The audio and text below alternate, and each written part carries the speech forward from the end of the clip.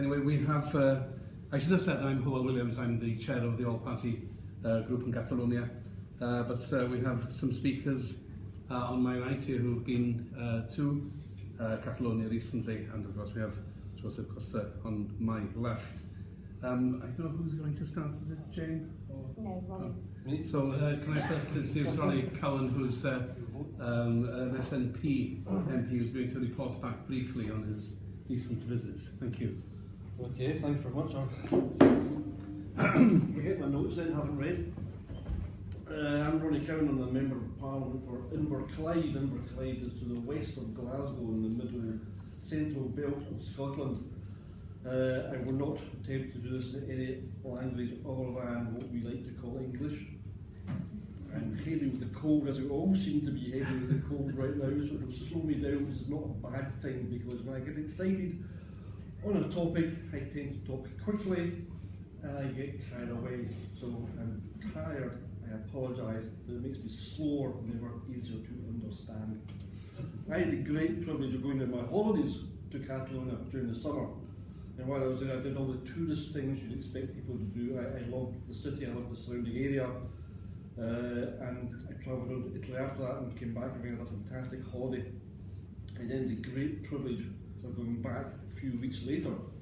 It's a privilege, it was harrowing of circumstances, but a privilege to be asked and to be able to take up the offer of going to visit E0D E0D Sanchez and Raul Romero in their prison, which was not new for me. I have a prison in my constituency, and I've been in and out for a few times.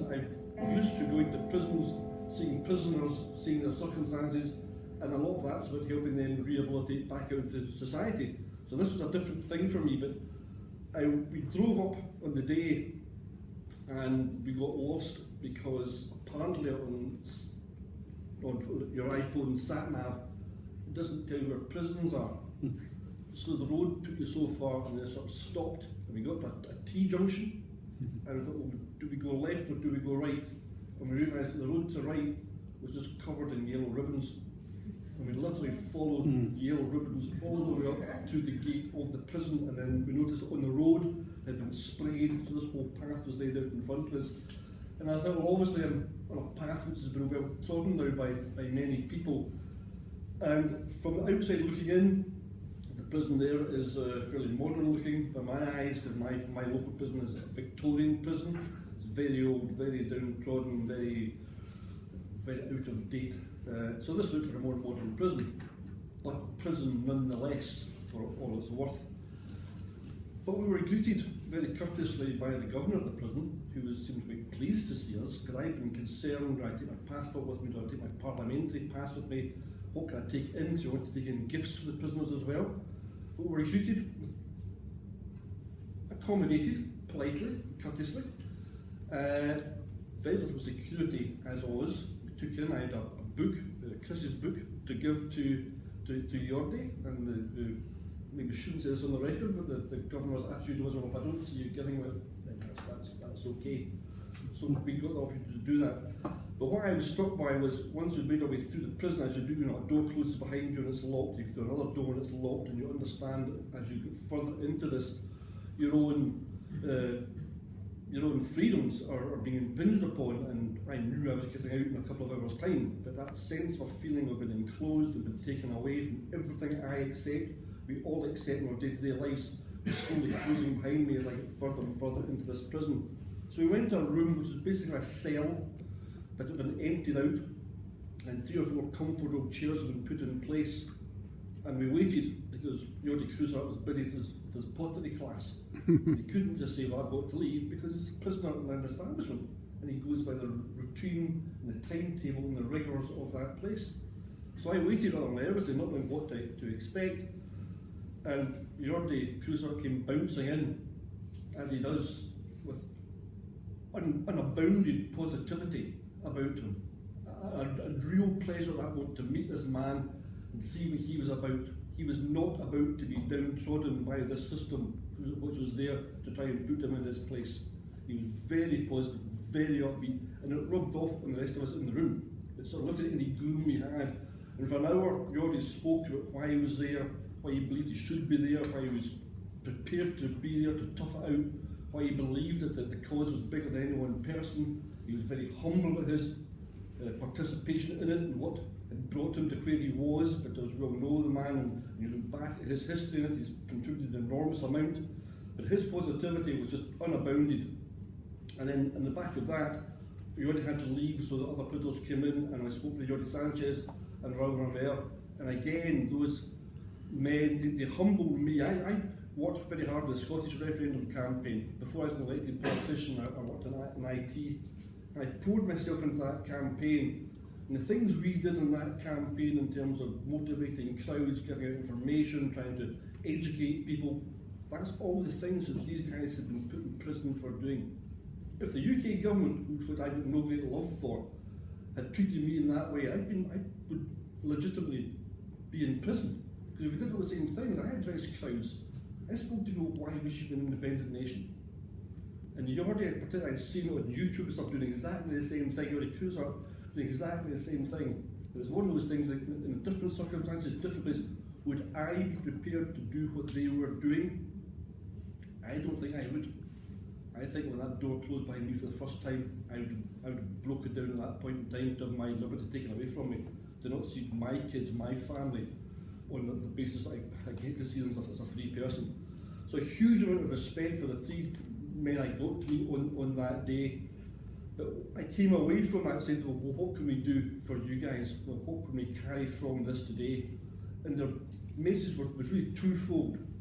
One, when it comes to trial, and we expect to be found guilty, and we expect, at that time we're talking about 20 years up, it's been reduced, I think, in mentality to 16 or 17 now, still absolutely unbelievable. But when we come to trial, we want the eyes of the world's media to be on what's happening in that courtroom, and we want to put the Spanish Supreme Court in the dock and put that in trial, not us. We've done nothing wrong. So it's something we're looking at within the group to say, how can we get more publicity out of this? Because frankly, I've been disappointed in my fellow parliamentarians in this place and elsewhere who have not got behind this campaign. To be an elected member of parliament and to see colleagues in any other country to be locked up for exercising their democratic right and not to speak out against it, I think a lot of people should have taken a long hard look at themselves for that. That goes across the EU and other European countries as well. And the other thing they said to us was, basically, don't forget us. So we ran a small campaign locally to send Christmas cards to the prisoners, and we had some beautiful replies from them. People I know who said, okay, fine, I'm not sure what it's about.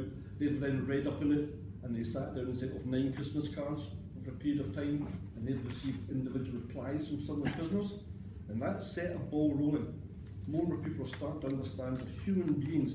I look back at this in September, it was a long time ago, and then I just caught myself thinking that in the plane down here this morning, and I thought, well, it's a long time for me. How long is it for somebody who's incarcerated 16 hours a day, every day in a prison cell? How long is it for them every single night they have to spend in that place? And you know, some of them there for more than 400 days now. There's no place for this in any democratic process.